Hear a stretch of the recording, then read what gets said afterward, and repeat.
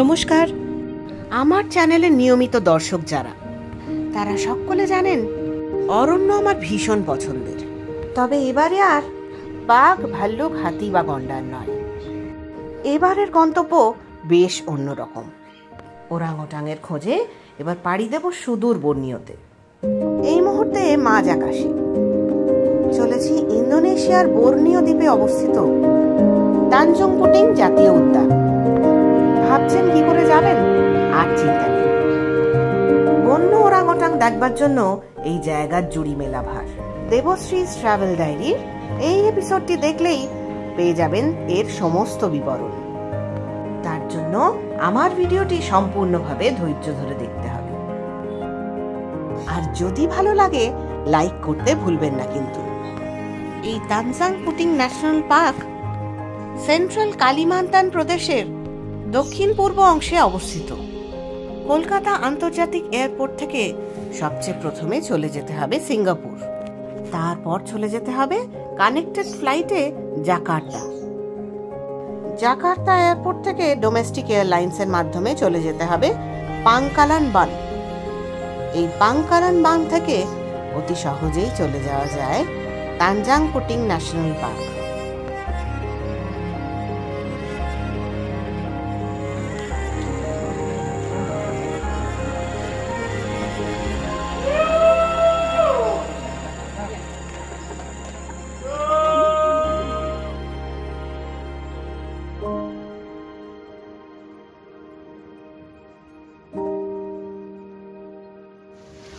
আপনারা চাইলে কোটা কিনাবালু হয়েও আসতে পারেন এখানে। কোটা কিনাবালু থেকে সরাসরি এসে পৌঁছানো যায় কালিমান্তান। এই কালিমান্তানের আরসেলা হোটেল আজকে আমাদের আস্তানা। আসুন আপনাদের নিয়ে যাই, ঘুরে দেখাই হোটেলের ইন্টেরিয়র। এই হোটেল চত্বর ঘুরতে ঘুরতে গাছেদের ফিসফিসানি, অরণ্যের হাতছানি এবং ওরাংওটাংদের কথোপকথন কানে আসবে আপনাদের। জানি না ভিডিওতে কতটা এসেছে। আসুন হোটেলের ভেতরটা ঘুরে দেখাই আপনাদের। লবির মাঝ বরাবর কাঠের সিঁড়ি দোতলার দিকে উঠে গিয়েছে দুভাগ হয়ে। সিঁড়ির উপাসটায় ডাইনিং হল, মোটামুটি বেশ বড়সড় জায়গা। ডাইনিং এর পরেই ওপেন টু এয়ার লন।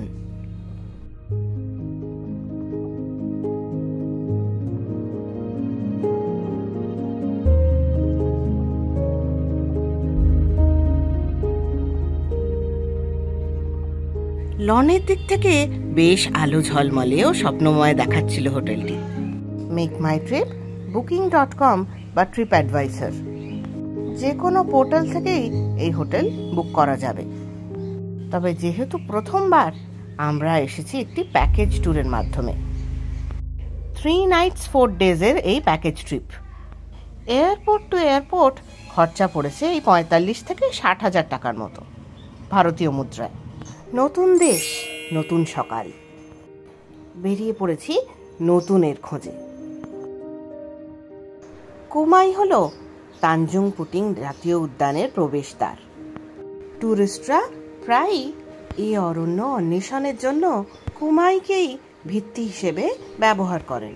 কুমাই এবং সেকোনিয়ার নদীতে নৌভ্রমণ এবং নদীর ধারে ধারে বন্য প্রাণী দেখার অভিপ্রায় নিয়ে আমরা শুরু করছি আমাদের যাত্রা, যেটিগুলি ভারী সুন্দর, কাঠের, সুদৃশ্য, রংচঙে, বলা বাহুল্য একেবারে ঝকঝকে ছবির মতো। ওই যে দেখছেন হাউস বোট দাঁড়িয়ে রয়েছে। অবশ্য এখানে হাউস বোটকে ক্লোটক বলা হয়। নিশ্চয়ই আপনাদের জানতে ইচ্ছে করছে এই ক্লোটকের ভেতরটা কিরকম। চলুন আর দেরি না করে দেখে নেওয়া যাক। ঢুকতেই ডান দিকে ওয়াশরুম রয়েছে, সিঁড়ি উপরে উঠে যাওয়ার জন্য। বেশ আরামদায়ক দ্বিসজ্জার একটি খাট পাতা রয়েছে। পেছনে রয়েছে ডাইনিং টেবিল দুজনের জন্য। একেবারে সামনের দিকটায় রয়েছে আরামদায়ক দুটি চেয়ার। এতেই সারাদিন আরামে গা এলিয়ে বসে প্রাকৃতিক সৌন্দর্য, বন্যপ্রাণী দর্শন এবং নৌকা ভ্রমণের আনন্দ নিতে পারবেন। নদীর কালচে জলে ভেসে বেড়াচ্ছে আরো রং বেরঙের অনেক বোট বা প্লোটক। এই অরণ্যে ওরাংওটাং ছাড়াও বিভিন্ন ধরনের উদ্ভিদ ও প্রাণী দেখা যায়। নৌযাত্রাই হলো এদের দেখতে পাওয়ার একটি জনপ্রিয় উপায়। ওরাংওটাং ছাড়াও এখানে রয়েছে বানরের আরো বিভিন্ন প্রজাতি, রয়েছে বিভিন্ন ধরনের সরীসৃপ এবং পাখি, রয়েছে দৈত্যাকার বর্মিয়ান প্রজাপতি, বিভিন্ন ধরনের পোকামাকড়। কুমাই নদী ধরে এগিয়ে চলেছি আমরা। পার্কের উত্তর সীমানা তৈরি করে এই কুমাই নদী। এটি আপার ডেক, ইচ্ছে হলে এখানটাতেও চেয়ার নিয়ে বসতেই পারেন আপনি। হাউস বোট বা ক্লোটক চলতে শুরু করে দিয়েছে। গন্তব্য তানজাং পুটিং ন্যাশনাল পার্ক। প্রায় 4000 বর্গ কিলোমিটার জুড়ে এই পার্ক ওরাং ওটাং সংরক্ষণের জন্য বিখ্যাত। একই সাথে ম্যানগ্রোভ, জলাভূমি এবং রেন ফরেস্ট সব মিলিয়ে প্রকৃতির যেন এক অদ্ভুত নিদর্শন এই জায়গাটি।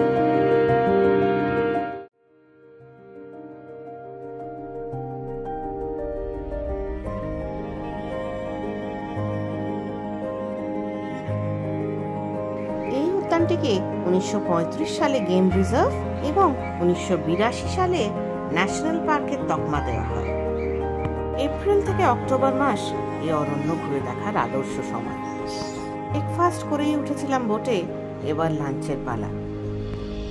লাঞ্চে রয়েছে ম্যাগি, অমলেট, বিভিন্ন ধরনের ফল, স্টিকি রাইস, বয়েলড ভেজিটেবলস বা ভেজিটেবল স্টু জাতীয় একটা কিছু, আর চিকেন। সবে খাওয়া শেষ হয়েছে। এমন সময় জঙ্গলের ভেতর থেকে পাতার বর্ণার শব্দ। নৌকার ইঞ্জিন বন্ধ করার চেষ্টা করা হলো। জলের বিশেষ স্রোত নেই এখানে। সন্তর্পণে বোঝার চেষ্টা করতে লাগলাম প্রাণীগুলির গতিবিধি।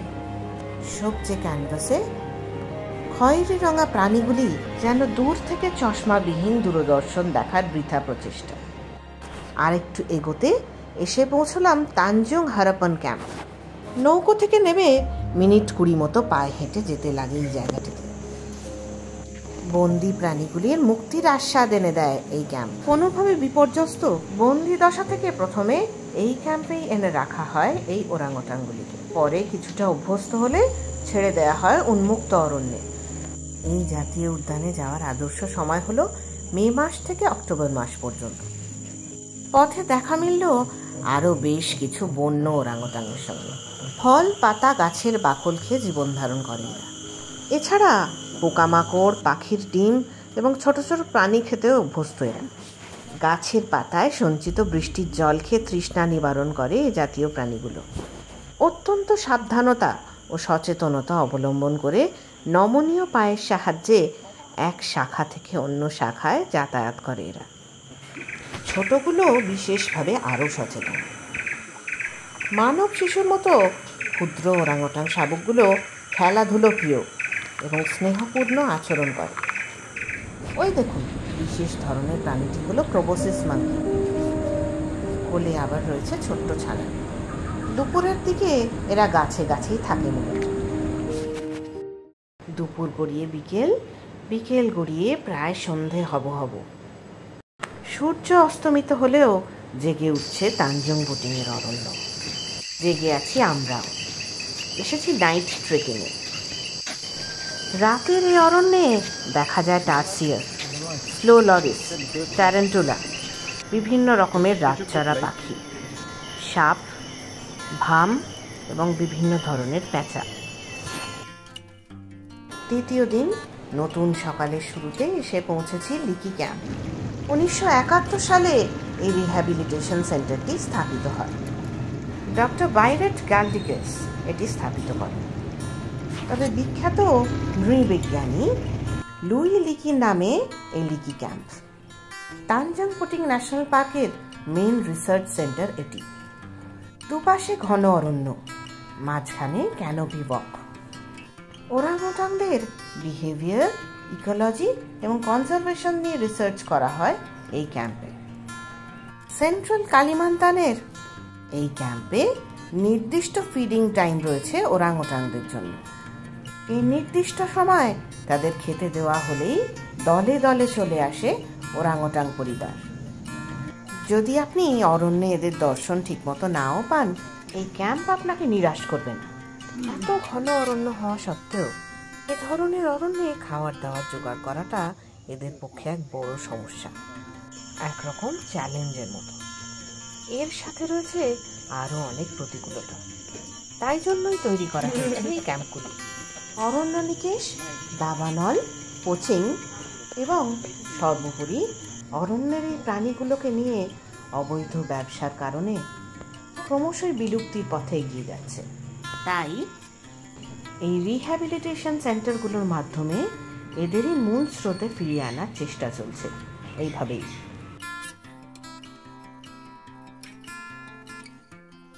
একই ক্যাম্প থেকে ফেরার পথে দেখতে পেলাম বর্নিয়ান অ্যাজাইল গিবন বা বর্নিয়ান হোয়াইট ব্রেডেড গিবন, সাদার্ন গিবনও বলা হয় এদের।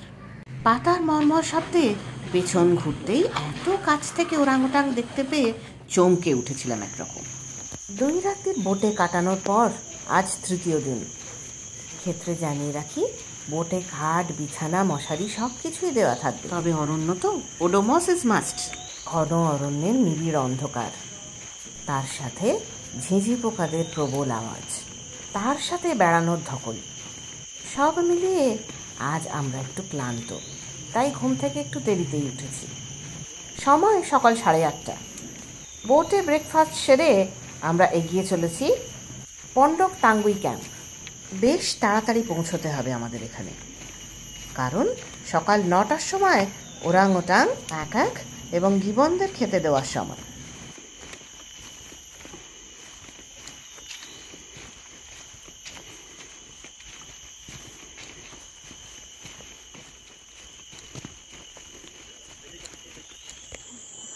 আমার মনে হয় ইনভিজিবল স্মার্ট ওয়াচ এদের হাতে বাঁধা। তাই বোধ হয় নির্দিষ্ট সময় গাছের ডাল বেয়ে বেয়ে একে একে এসে হাজির হচ্ছে এই জায়গাটায়। এইটা ক্যাম্পের গেট। গেট পার হয়ে ক্যানোপি ওয়াক করে যেতে হবে আমাদের জায়গাটায়। পন্ডক তাঙ্গুই ক্যাম্প। কাঠের পাটাতন জুড়ে জুড়ে নিখুঁতভাবে তৈরি করা এই ক্যানোপি ওয়াক। গাছের ডাল থেকে বেশ বড়সড় পুরুষ ওরাংওটাংটি কি সুন্দর বসে আছে দেখছেন। যে অরণ্যেই আপনি যান, অরণ্যের আওয়াজ, জীবজন্তুর কোলাহল, পাখিদের কলতান, ঝিঁঝি পোকার ঝিম ধরানো আবেশ যেন বারবার মুগ্ধ করে আমাকে।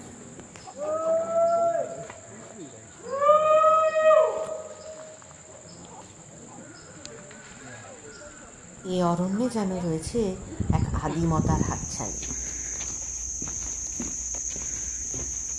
চলুন এগিয়ে যাওয়া যাক। ঘন বনানীর বুক চিরে রয়েছে ক্যানোপি ওয়াক। তারই দুপাশে সবুজের শামিয়ানা, বলা বাহুল্য গাছেদের সমারোহ।